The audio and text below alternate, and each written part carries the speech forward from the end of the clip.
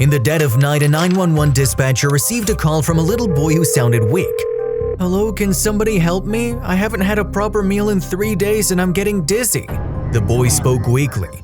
The dispatcher immediately notified the police to be on standby as she requested details on the boy's whereabouts. He described his neighborhood and revealed that he found a couple of pennies lying around the trailer he lived in, which he used to call on the payphone. "Please come help me. I don't know how much time I have left," the boy said. "Help is on the way, sweetheart. Go back to your trailer and stay there until the cops arrive, okay?" The dispatcher replied before hanging up the phone. In just a couple of minutes, an officer named Jason Parker was sent to the scene. "This better not be one of those prank calls again," he said to himself as he drove towards the trailer. He immediately knocked on the trailer door and introduced himself when he got there. "Officer Parker here responding to a 911 call. Anyone home?" Nobody answered the door, but he could hear a faint voice coming from inside. He entered and saw a frail little boy clutching his stomach as he lay on the ground. "Help me," the boy whispered. As Officer Parker took another step inside, he realized that the boy was not alone. On a small worn-out mattress, a woman was asleep. "Ma'am?" he called out, trying to wake her up. She didn't respond, so Officer Parker decided to check her pulse. It was weak and slow. "What's your name, young boy?" "My name's Adam. My mom's name is Lisa," the boy replied quietly. "How long have you and your mother been here? What happened?" the officer asked. "Mommy lost her job at the factory 4 days ago. Since she doesn't have work, we haven't been able to eat the past 3 days," the boy said in tears. "My mom is weak and doesn't want to wake up. We need to help her." At this point, Officer Parker knew he had to act quickly. He called for medical backup so they could take Lisa to the hospital. When the ambulance arrived, they carried Lisa on a stretcher while Adam rode with Officer Parker in his patrol car. "Your mom will be all right, Adam. Don't worry about it," he assured the worried child. Doctors diagnosed Lisa as malnourished, believing that she hadn't eaten properly even before she lost her job. They suggested she remain in the hospital until she regained her strength and made a full recovery. "What's gonna happen to me while mommy's in the hospital?" Adam asked, suddenly scared after hearing that his mother would have to stay there for a while. "There are social workers here who can take you to a foster family for the time being. When your mom's recovered, you'll be able to see her again," Officer Parker explained. At that point, Adam began to cry. "A foster family? I don't want to be sent there. Please, Officer Parker, do something," he sobbed. As Officer Parker was a bachelor, he realized that he was capable of taking care of the child for the weeks that his mother would be in the hospital. He asked the social workers if it was possible and they said it was, preparing the paperwork. While waiting for the paperwork, he decided to take Adam somewhere so he could eat. "You must be very hungry. How about a good meal at a restaurant?" he asked the young boy.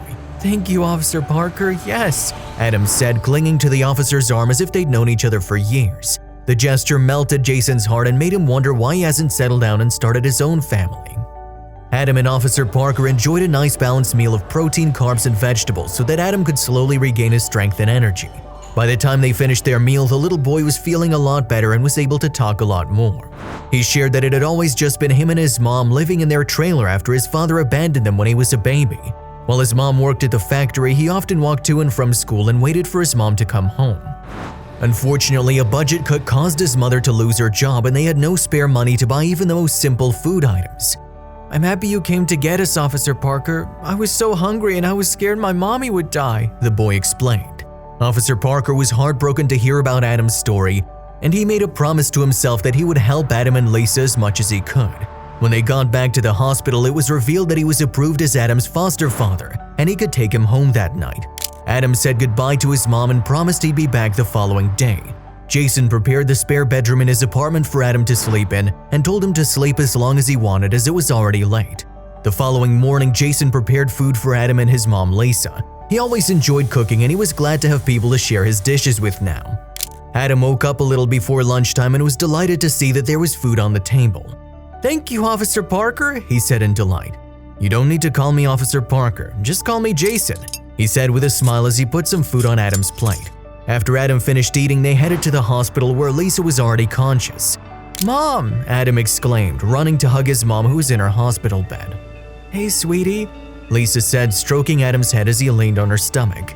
"I'm so happy to see you." "Mom, this is Officer Parker, Jason.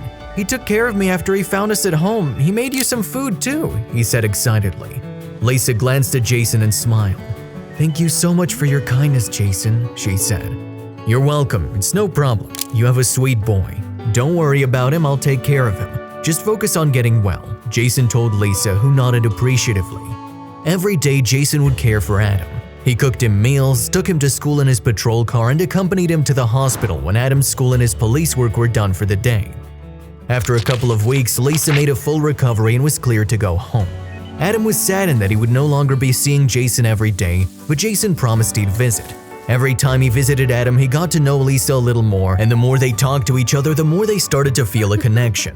Eventually, they admitted their feelings for each other. Jason and Lisa ended up falling in love, and they got married in a simple civil ceremony with Adam as their witness. Adam was delighted to have Jason as his father, and eventually their family grew when they welcomed a baby girl 9 months later. "I can't believe a response to a 911 call would lead me to find a family," Jason told his new wife Lisa one day. "Who'd have thought?" Lisa said, leaning on Jason's shoulder. "I can't believe I'm fortunate enough to have someone as kind, caring, and generous as you and my partner for life." No matter how bad life gets, always remember that people will be ready to help you. "I'll always be here for you and Adam," Jason said.